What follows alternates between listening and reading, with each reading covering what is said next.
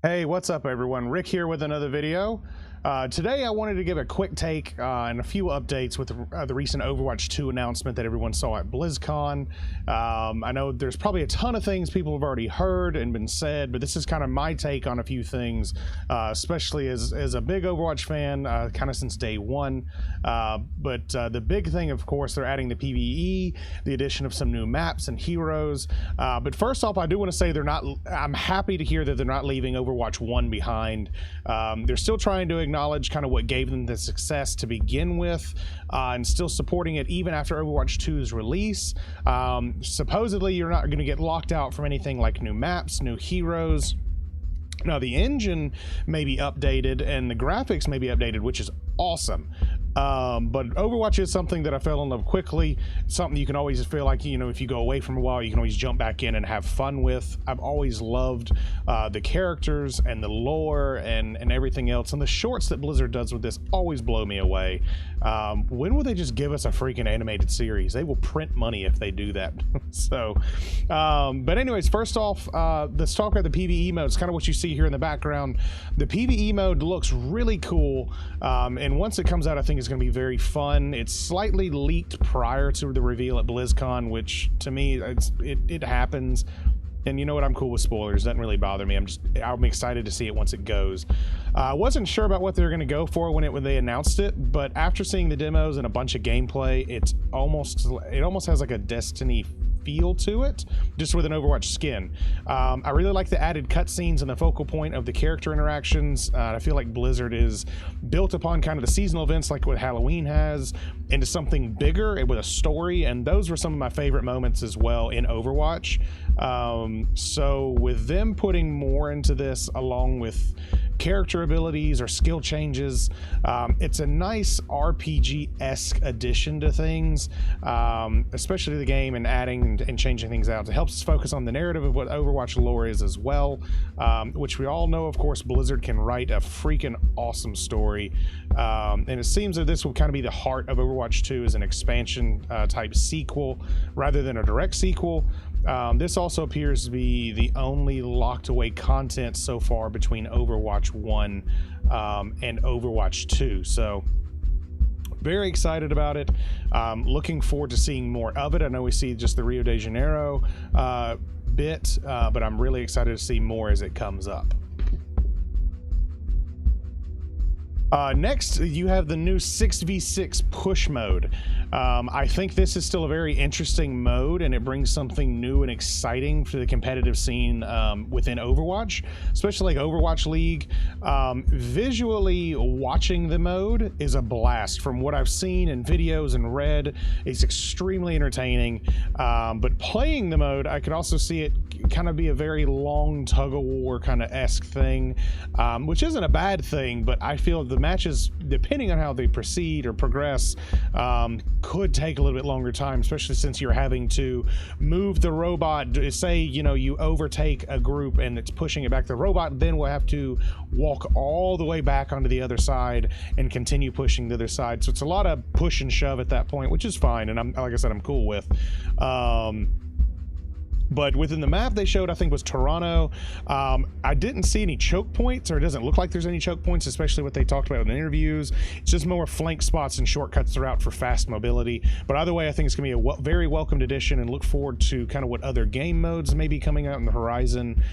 There is a rumor going around that there's going to be a practice mode or an edit mode for custom games or anything, or even getting into the workshop while you're in a queue to go to a game, because we all know that frustration. You queue and it takes so long, since queues are taking forever lately, it seems, that you can go out and do other things while you wait. That's great for the content creators. You know, it's just hard to sit there in a queue and wait for long times and then seething once you get into a match. But who knows? And I don't know, hopefully with them not changing anything or anything associated with it, I hope that they don't lock the PvP aspect of things from Overwatch 1 to Overwatch 2. So, I mean, we'll see what happens. But so far, the biggest thing I noticed off the bat was the updated graphics. Oh my God, they look great. You can definitely tell that there's something going on behind the scenes that make the environments and the character models clearer and more crisp. Plus, the new details put into some of the models and colors are much more vibrant. Especially the new Toronto map, like I said, they showed off, looks absolutely gorgeous, as you just saw it there. I look forward to seeing more of like Gothenburg, Monte Carlo, and more of Rio de Janeiro as well. The 60 FPS has never looked better on Overwatch, and I can't wait to get my hands on it. Maybe they'll add a map pool or a veto system in the future as well. I'm tired of Paris. I know they showed Paris initially, but I love with the kind of the addition of the new maps and everything else. I'd love to see something new as to help the player base choose where they want to play and that kind of thing. So I don't know. We'll see kind of how that goes going forward. So the one thing I will say this, and I think people are kind of clamoring for, is over the new character designs, or the redesigns, I guess if you want to call them that, or enhancements as I'm calling it. But from the few that we've seen so far, as you can see kind of some of the models here again in the video, you have Lucio and Tracer and Reinhardt and, you know, Brigitte and everything else. The few that we have seen up close, especially in these videos, I've really liked what they've done, just with the minor tweaks here or there. The new Mei and the new Genji changes look very good, even if it could be just a new jacket on them. And by the way, I still tear up every time Genji comes into the cinematic of 0 Hour. It is absolutely beautiful what they did there. Mercy and Tracer look very good. I like Mercy's add-on. Zenyatta there looks very interesting. I'm looking to see more of that. But the new Reinhardt look, man, I absolutely love it. I absolutely love the Reinhardt look. You know, the beard, battle worn. You know, he looks so good. Just polished. It's kind of the better way to put it. Winston looks great as well. I like his new gun design as well, looks pretty good. But I know you could see, you know, only a few of them briefly, especially when XQC was streaming at BlizzCon. He had a lot of the gameplay going on. You could see a lot of the characters like Moira and everything else, but you couldn't see it very up close. So I'm happy to see what thus far, but I'm intrigued to see what the full roster designs look like, and revealed more in depth, you know, when that time comes. Lastly, the announcement of the new heroes, Echo and Sojourn. We knew they were coming, and I liked how they kind of teased and announced them into their ring. Echo in the cinematics looked awesome, and a welcomed addition to maybe combat a Pharah or something with that aerial born. Sojourn with the cannon arm and the gun looked very interesting. I'm interested to see kind of what specs and roles they come out with as well. But interested in learning more about their history and their lore and where they come from.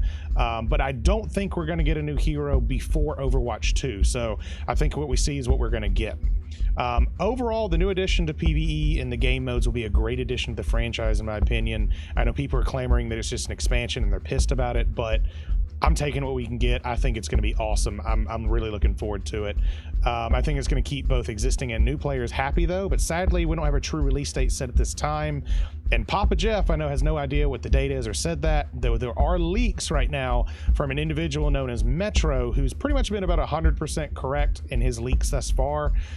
So the leaks show that they're shooting kind of right now for an early 2020 release, even though Jeff has said nothing about this and gone dark in regards to it. So I'm going to lean more on the side of the Metro and keep my fingers crossed that this is true.